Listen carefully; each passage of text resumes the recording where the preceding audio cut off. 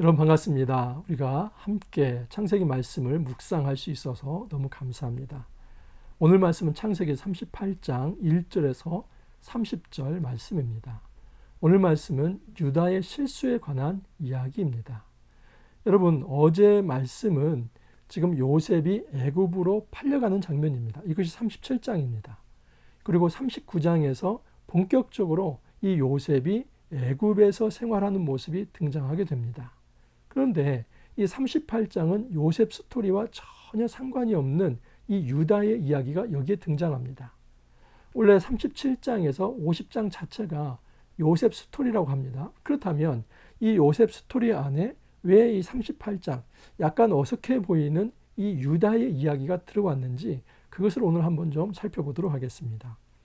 1절을 보면 그 후에 유다가 자기 형제들로부터 떠나 내려가서 아둘람 사람 히라와 가까이 하니라. 여러분, 비극의 시작은 유다가 자기 형제들로부터 떠나갔기 때문입니다. 자기 형제 공동체에게 떠나가서 그가 가까이 한 사람이 누구냐면 아둘람 사람 히라입니다. 이 아둘람 사람 히라는 아마도 가나안 사람이었을 것입니다. 그리고 그를 가까이 둔 결과 그는 가나안 여인 중에서 자기 아내로 받아들이게 됩니다. 근데 여러분, 이것은 지금 아브라함과 이삭이 하지 말라고 했던 일들입니다. 창세기 24장 3절에서는 아브라함이 이삭에게, 그리고 창세기 28장 1절에는 이삭이 야곱에게 너희는 가나안 땅의 딸 중에서 아내를 취하지 말라 했습니다. 그리고 그의 후손인 에서는 그 말을 듣지 않고 가나안의 딸 중에서 자기의 아내를 삼아서 그것이 부모에게 근심이 되었다는 이야기가 창세기 26장 34절 35절에 있습니다. 이런 배경에서 놓고 본다면 지금 이 유다가 자기 형제를 떠나서 가나안의 딸 중에서 한 명을 아내로 맞아들였다는 것은 언약 백성으로서의 삶을 제대로 살지 못했다 하는 것을 말하고 있습니다. 이 가나안의 딸, 그 한 사람과 결혼을 해서 거기에서 3명의 아이를 낳게 됩니다. 엘과 오난과 셀라입니다. 그런데 이 엘을 이제 다말이라는 여인과 결혼을 시킵니다. 그런데 이 엘이 자녀가 없이 죽게 됩니다. 죽게 된 이유는 여기에 있습니다. 7절에 보면 유다의 장자 엘이 여호와가 보시기에 악함으로 여호와께서 그를 죽이신지라. 여러분, 엘이 죽은 이유는 여호와 보시기에 악했습니다. 당시 고대에 수원법이 있습니다. 그 형제 중에서 아들이나 자녀를 낳지 못하고 죽게 되면은 그 동생이나 또는 그 형제 중 하나가 그 제수씨나 또는 형수를 받아들여서 그 형이나 동생의 이름으로 이 가문을 잇게 하는 것, 이것이 바로 계대 혼인법 또는 수원법입니다. 이 법에 따라서 지금 이 유다는 둘째 아들인 오난을 이 다말에게 들여보냅니다. 그래서 그 사이에서 아들을 낳게 해서 형 엘의 가문을 잇게 하려고 했던 것입니다. 그런데 이 오난은 자기에게 돌아올 유익이 하나도 없다고 생각을 해서 땅에 설정을 하게 됩니다. 그로 인해서 하나님이 그 일도 여호와 보시기에 악해서 그 오난을 죽였다고 말씀을 하십니다. 10절을 보면 그 일이 여호와가 보시기에 악함으로 여호와께서 그도 죽이시니. 그래서 첫째 아들, 둘째 아들이 다 죽었습니다. 이것을 지켜본 유다 입장, 이 아버지 입장에서 막내 이제 셀라가 남았습니다. 근데 이 셀라마저도 이제 다말에게 들여보내면 죽을까 염려해서 사실은 이것을 염려한 것인데 이 다말, 이 며느리에게는 셀라가 아직 어리니까 너는 아버지 집에 가 있으라 하면서 이 수절을 시킵니다. 여러분, 이것은 유다의 굉장히 잘못된 행동입니다. 왜냐하면 첫 번째로 문제가 무엇이냐면 사실 여러분, 큰아들과 작은아들, 지금 엘과 오난이 죽었는데 왜 죽었습니까? 다말이 잘못되어서 죽은 겁니까? 그게 아니지 않습니까? 이것은 여호와께 그들이 여호와 보시기에 그들이 악했기 때문에 하나님이 엘과 오난을 심판하신 것입니다. 그러면 다말에게는 아무 잘못이 없습니다. 그런데 유다는 이 다말에게 책임을 전가해서 그를 소박 맞게 한 겁니다. 쫓아낸 것입니다. 겉으로는 이 셋째 아들이 아직 장성하지 못했기 때문이다 라고 얘기를 하는데, 나중에 보면은 장성했는데도 이 셋째 아들을 유다에게 들여보내서 그 가문을 잊지 않게 합니다. 이것은 유다가 굉장히 큰 잘못을 했다는 것을 알 수 있습니다. 자, 얼마 후는 상당한 시간이 흘렀을 것입니다. 왜냐하면 이 셀라가 장성하는 그런 시간이 있었기 때문입니다. 그때 이제 유다의 아내, 이 가나안의 딸, 이름도 밝혀지지 않습니다. 그 아내가 죽게 되자 위로를 받기 위해서 딥나로 내려갑니다. 그 딥나에는 자기의 양털을 깎는 목동들이 있었습니다. 근데 이 공교롭게도 그 딥나는 지금 이 며느리인 다말이 가서 수절하는 곳이었습니다. 이 며느리인 다말이 자기 시아버지가 온다는 얘기를 듣고, 여러분, 너울을 씁니다. 너울을 쓰고 그 성문에서 기다립니다. 고대 근동에서 너울을 쓰는 사람들이 여러 있었습니다. 부류가 자유인의 아내 또는 딸, 첩, 그리고 신전의 창기가 너울을 쓰도록 되어 있습니다. 이 공공장소에서 얼굴을 드러내지 못하도록 했습니다. 여러분, 지금 여기 이 며느리 다말은 어찌 보면 신전 창기처럼 위장을 하고 그 시아버지를 받아들이려고 했던 것입니다.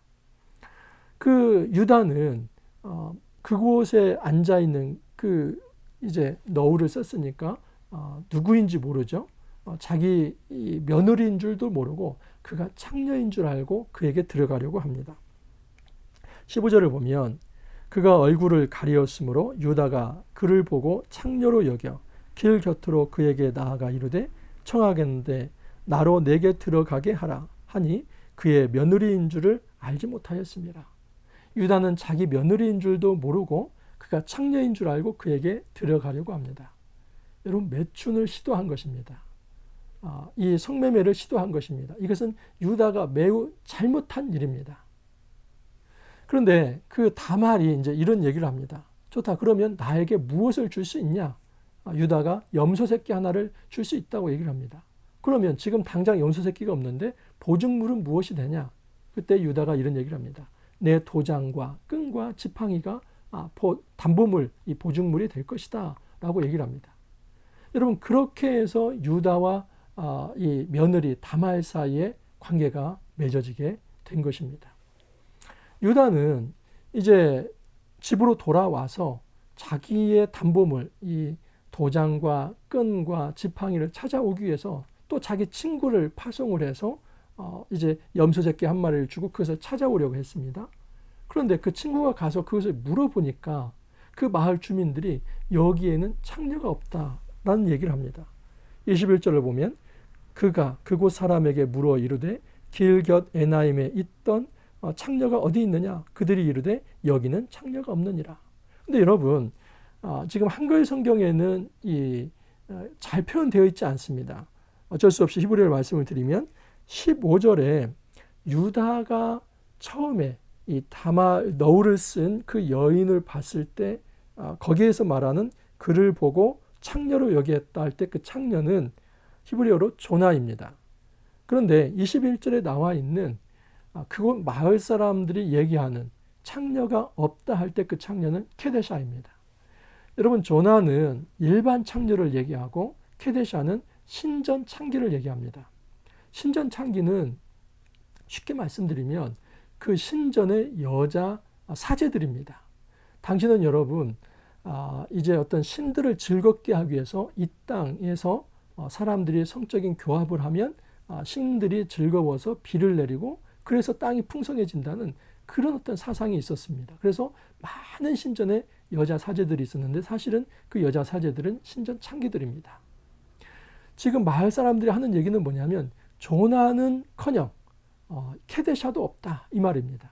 일반 창녀는커녕 여기는 신전 창기도 없는 그런 마을이다. 여러분, 이것이 얼마나 부끄러운 이야기입니까? 지금 이 유다는 그곳에서 성매매를 하며 그 음행을 저질렀는데 그곳에는 창녀가 없다는 얘기를 했을 때 유다가 그것이 너무 수치스러웠습니다. 그래서 나는 할 만큼 했다. 그러니까 이제 이것을 묻어두자라고 말을 한 것입니다. 근데 여러분, 세상에 묻어둘 일은 없습니다. 한 석 달이 지났습니다. 석 달쯤 후에 어떤 사람이 유다에게 말하되 내 며느리 다말이 행음하였고 그 행음함으로 말미암아 임신하였느니라. 여기 행음이란 말이 자나입니다. 이 조나라고 하는 어떤 일반 창녀와 행음했다. 이제 이런 의미입니다. 그런데 지금 이 행음해서 너희 수절하고 있는 이 며느리가 행음했는데 이거 어떻게 할래? 좀 이렇게 물어본 겁니다. 여기에 이 유다는 그래? 그거 잘못했지. 그 불태워야 한다. 이런 얘기를 합니다.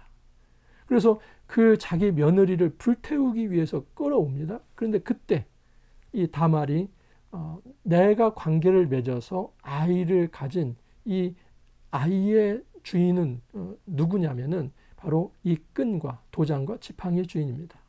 여러분, 그 도장과 끈과 지팡이를 누가 줬습니까? 유다가 주지 않았습니까? 이것을 보고 유다가 그때서야 무릎을 꿇습니다. 그러면서 26절 보면 유다가 그것들을 알아보고 이르되 그는 나보다 옳도다. 내가 그를 내 아들 셀라에게 주지 아니하였음이로다 하고 다시는 그를 가까이 하지 아니하였더라. 여러분, 이것이 성경의 해설입니다. 지금 다말이 유다를 유혹했다. 그래서 다말을 정죄한 게 아니라 다말은 지금 수원법에 따라서 마땅히 그 언약의 계보를 이어야 하는데 이을 사람이 없었기 때문에 시아버지와 관계를 맺은 것을 거기에서 부정적 평가를 하지 않습니다. 다만 부정적 평가는 뭐냐면 유다가 잘못했다는 겁니다. 유다는 처음부터 행음의 대상으로 삼았고 그렇게 해서 생긴 아들이라는 겁니다. 여러분, 여기서 유다의 영성이 드러납니다. 분명히 유다는 실수를 했고 잘못을 했는데 유다는 여기서 뭐라고 얘기냐면 지금 이 다말은 나보다 옳도다. 내가 잘못했다. 그러면서 책임감 있게 다시는 유다는 다말을 가까이 하지 않습니다. 그러니까 이 며느리를 다시는 성적인 대상으로 생각하지 않고 오직 그 씨가 이어지기만을 바랐다는 것입니다.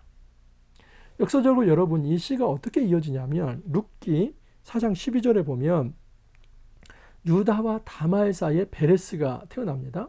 근데 그 베레스를 통해서 18절에서 22절에 보면은 살몬과 보아스와 오벳과 이세 그리고 다윗이 태어나게 됩니다.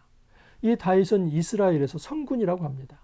그리고 하나님 나라의 이 왕정의 모델과 같은 그런 왕이 다윗입니다. 그리고 예수도 다윗의 후손으로 올 것, 그 메시아의 어떤 기대를 일으킬 수 있는 왕이 바로 다윗입니다. 그리고 여기에 등장하는 이 살몬의 아내가 여러분 기생 라합입니다. 그리고 보아스의 아내는 룻입니다. 그리고 다윗의 아내는 바세바인데 그리고 유다와 관계를 맺은 사람은 다말인데 다말과 라합과 룻과 바세바라는 이 이름이 마태복음 1장 3절에서 6절에 나타나 있습니다. 그리고 그 혈통적 계보를 통해서 예수 그리스도가 요셉과 마리아 사이에서 태어났다고 얘기합니다. 물론 예수는 요셉과 마리아 사이에 이 성관계를 통해서 태어난 아들이 아니라 성령으로 잉태되어서 이 마리아의 배만을 빌렸습니다. 그러나 혈통적 계보는 바로 유다의 계보라고 말할 수 있는 것입니다.